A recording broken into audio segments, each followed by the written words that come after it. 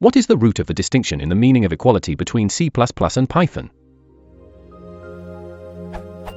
There appears to be an almost philosophical difference in the meaning of equality between C++ and Python. I became aware of this distinction through an attempt to do in Python something that is quite difficult in C++, distinguishing between two enum types when they are both just a wrapper for a set of integers, but the issue is broader than enums, hence the present question.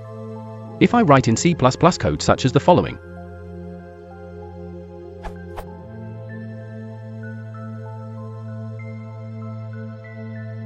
I fully expect that the equality comparison will fail. Indeed, it's a compilation error. You can't even compare two objects unless they are, just to get going, of the same type.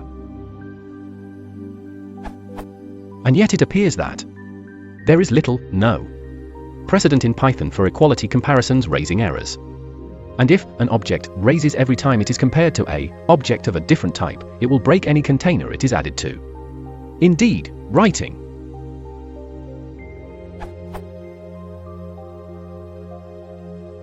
reveals that there is no problem in comparing objects that should otherwise be incomparable. What, philosophically, is the root of this distinction in the meaning of equality between the two languages? Update.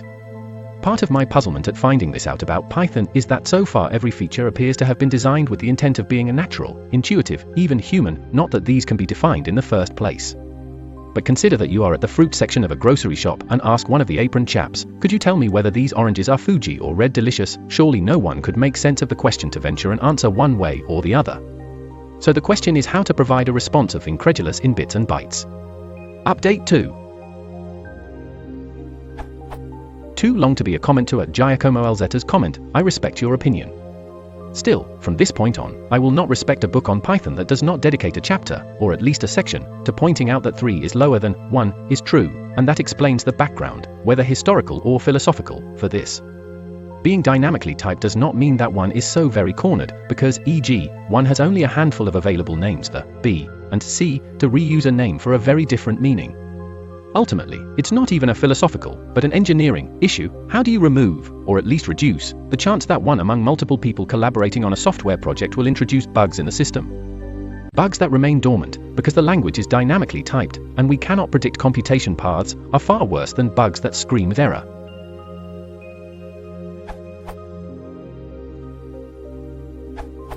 The fundamental intent in Python has changed over time. At the start, and until late in the development of Python 2, it was essentially the case that any two objects could be compared.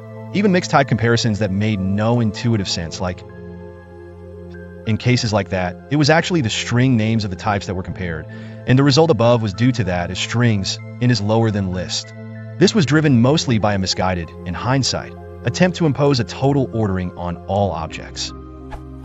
Looking ahead to Python 3, the intent changed and started to be implemented with the datetime module types, which were introduced in Python 2 mixed-typed, equals, and is greater than or equal to comparisons that made scan intuitive sense were to raise exceptions instead, while senseless mixed-type equals equals would always return false and senseless mixed-type not equal always true.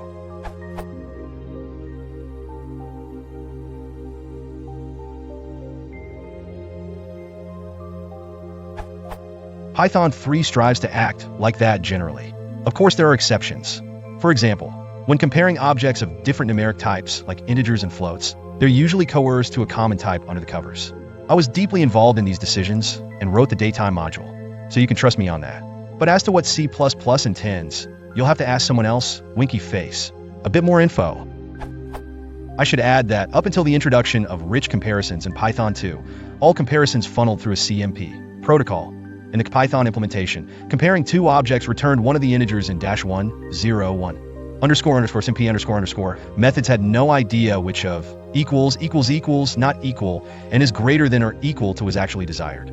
So while the compare any two things no matter what original design was disliked early on, it was technically difficult to get away from before rich comparisons were incorporated into the language. Then it became straightforward if tedious. It's not so much a philosophical matter as a difference between dynamic language like Python and a strongly typed language like C++. Because variables can hold any type in Python, and that type can change dynamically, it makes sense for the meaning of equality to be looser in Python than something like C++. You don't want exceptions to be raised because you asked whether two variables were equal. In principle, the exception would need to be raised at runtime since Python is interpreted, and in a scripting language you would much prefer the comparison to return false in this circumstance. Similarly, you can say something like, even though foo is not Boolean. So you have the concept of things being a falsie, which is weird from a strongly typed world perspective, but useful in a scripting context. In short, the philosophical explanation rests on the respective philosophy of dynamic and strongly typed languages. I see no one expanded on the C++ site, so here are my 2 cents. In C++, every object and variable has a definitive type which cannot change, so a type mismatch can be detected at compile time.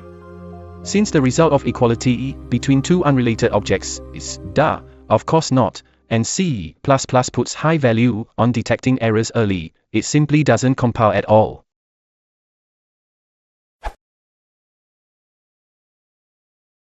If you want to support the channel, please consider liking and subscribing.